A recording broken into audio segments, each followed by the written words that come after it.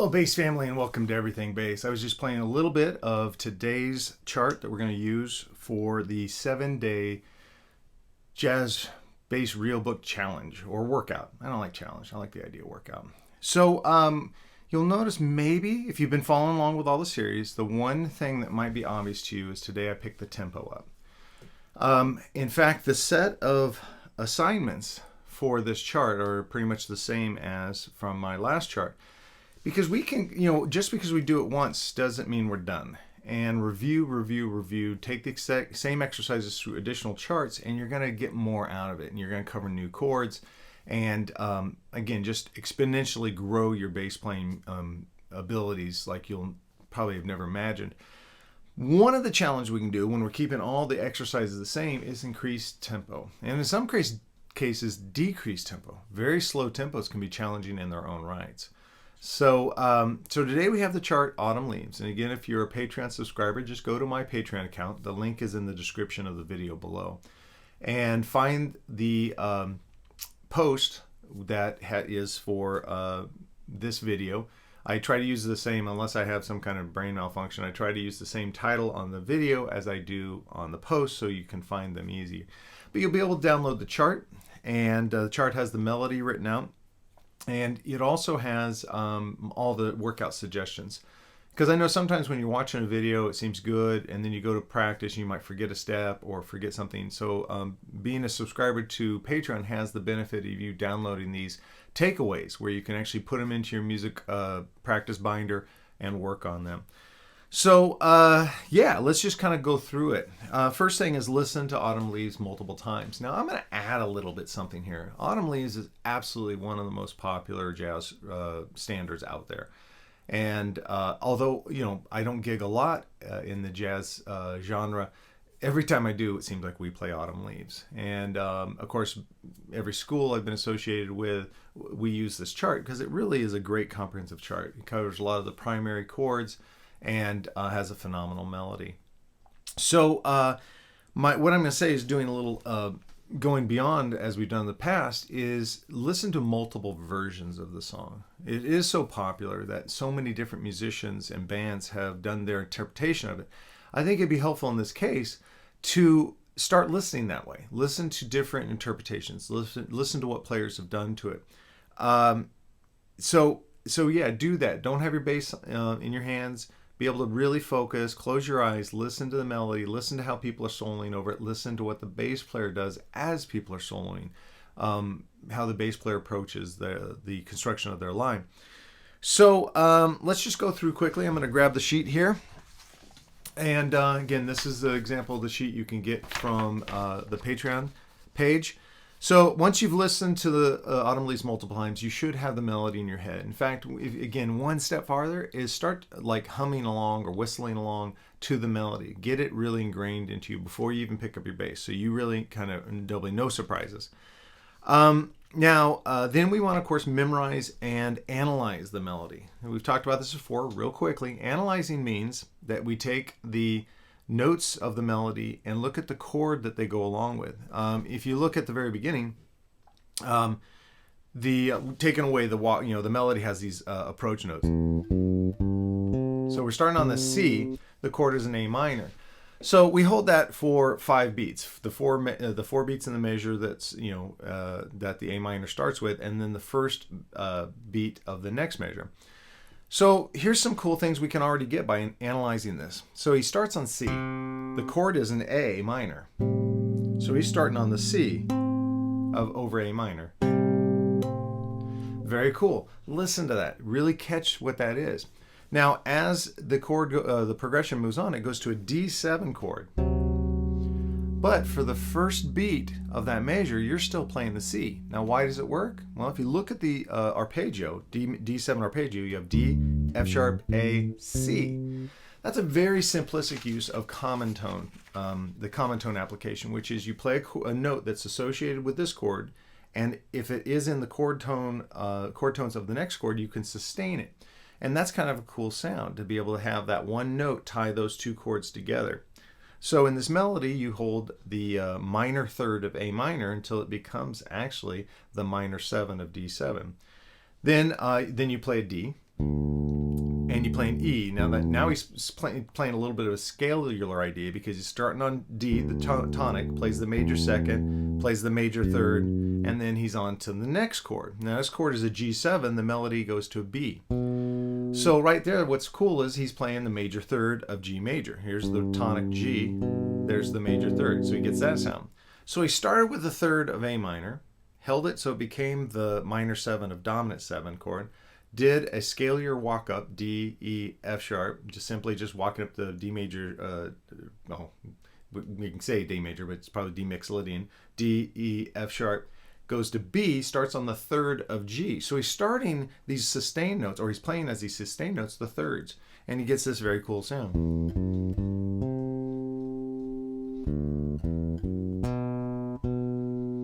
So kind of a cool device.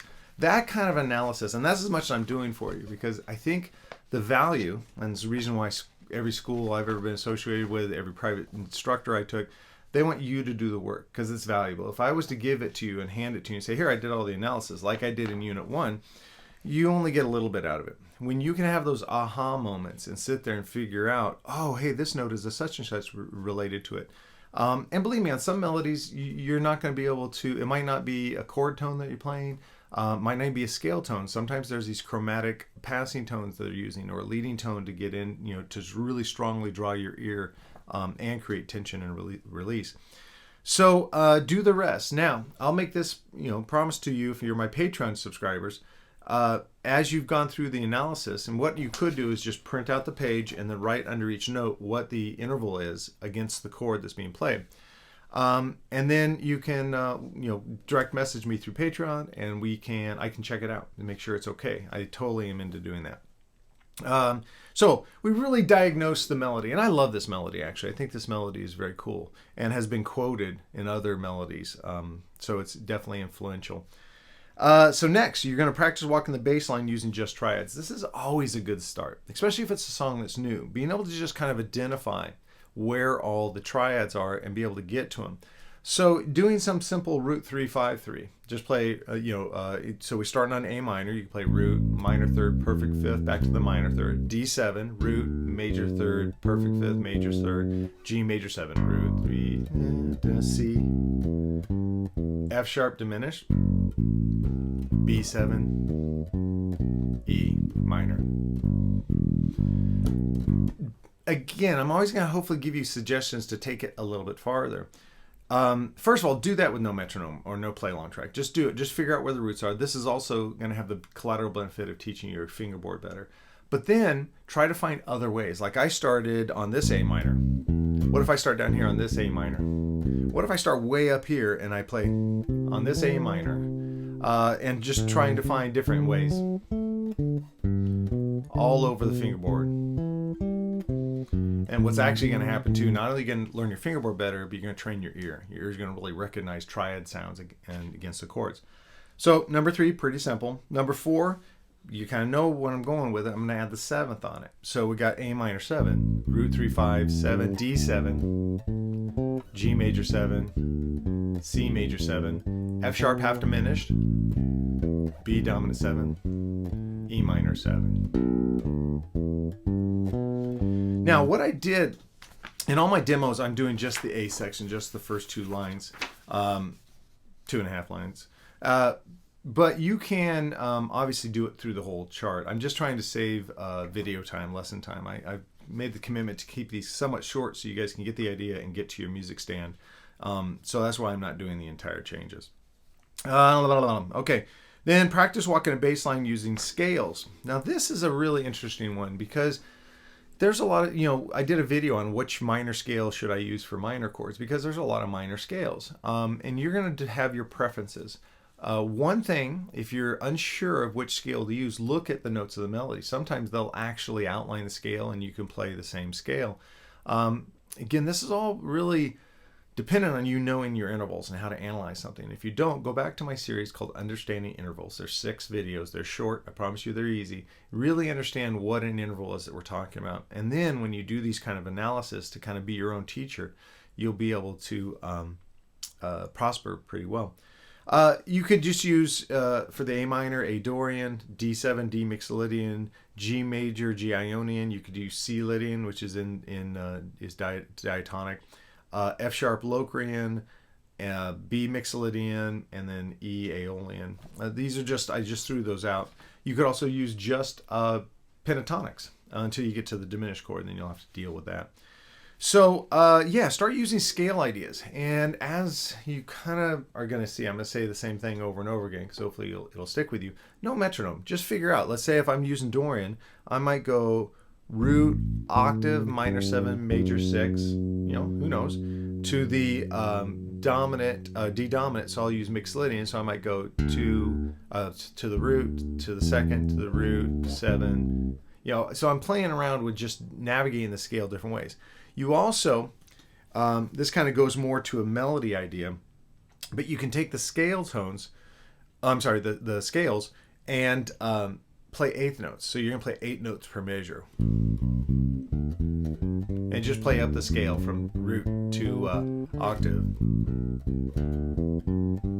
This is a great review for your scales.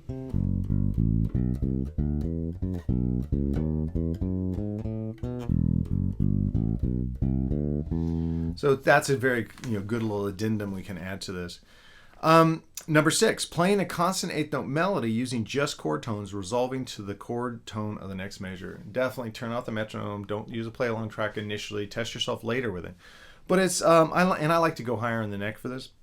But it's taking like the arpeggios and playing 8th notes, so you can play 8 or the chord tones per measure, and just kind of get used how to resolve. So I'm going to go. Here's the D dominant 7. Now here's the G major 7. Here's the C major 7. And then the F sharp half diminished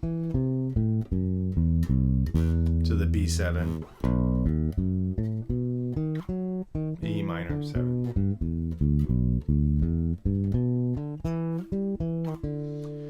And there's a lot of ways to do it. But kind of getting used to doing that will really strengthen your ability to play melodies. And I've said this before, but when that was assigned to us, we had to do that for charts when I was a student at Musicians Institute, and it opened up my playing like you wouldn't believe. A lot of aha moments about how, like, oh, when it's a 2-5 and you're playing Dorian, you got the third right here on the following up 5 chord. There's these things that you can find that are going to stick with you and become part of your lexicon of playing. Now, lastly, create a 1-measure melody and adjust for each chord. Same thing as I talked about in the last unit. Find a melody you like. It might be something simple. It might be like octave, 7, 6, 7, octave. Every chord, adjust to it. I'm sorry. And go through the changes that way. The reason I stick it, actually I played a 5-note one, but I just said run measure melody. If this is new to you, don't go for like a crazy 8th note constant melody. Work up to that. Find something simple. In fact, if this is really challenging to you, do a 2-note melody and pick 2 chord or scale tones and work through them. You might go, I'm going to go 7 to the octave on each one. So you go, then it goes the D dominant, the G major, the C major, the F sharp half diminished, the B dominant, and then the E minor. You're really training your brain to think on its feet, to see a chord coming up, and figuring out, okay, now I need to move those intervals to adapt to this chord. There's just so much fruit on this vine, and it really, really helps your playing. Now, it's not written on the sheet, but the last thing I always like to do, especially if you can find some backing tracks, and they're everywhere. And if you can't find backing tracks, or the backing tracks aren't at the right tempo, let me know. And if you're a Patreon subscriber, I'll record a simple one, just like what you hear in my looper, that at least you can hear the chords and you can play over them.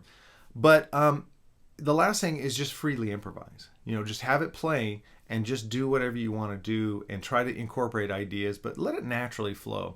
It's not going to feel like it right away, but you'll ultimately be able to kind of get into a groove of whether you're playing a walk in line or you're playing a melody or a solo. you'll be able to kind of start to kind of almost have a stream of consciousness, and that's awesome. That really feels good. All right. Well, here we are, another workout. Now, at this point, you have a series of them, and if for some reason I divert and do another series and stop doing these, you can just review them. Review is the musician's best friend, going back over it. What I like is, let's say this video, you're doing this video, and you get to a certain point, and you're great, and you move on. Come back to this video in a month or so and play along, and hopefully you'll see the improvement you're playing. You'll jump right in and play better than you did the first time. Those are important moments because they fuel you to keep practicing, keep trying to learn something new every day, improve something every day. So that's why I like these challenges. So join me this week in taking the great tune Autumn Leaves and just going through all these different exercises to improve your playing. All right, guys, thank you so much for stopping by. Please like, share, subscribe. I say that every time, but it really does help. Now that I'm over 1,000 subscribers, some new doors have opened up to me. But if you could always give the video a thumbs up if you like the video. And if you don't, give it a thumbs down and let me know in the comments. It'd be cool. It'd be kind of weird if you gave it a thumbs down and didn't tell me what I did wrong. I would like to really get some feedback so I can always make these videos better for you. All right, thank you so much, and I'll see you at the next video.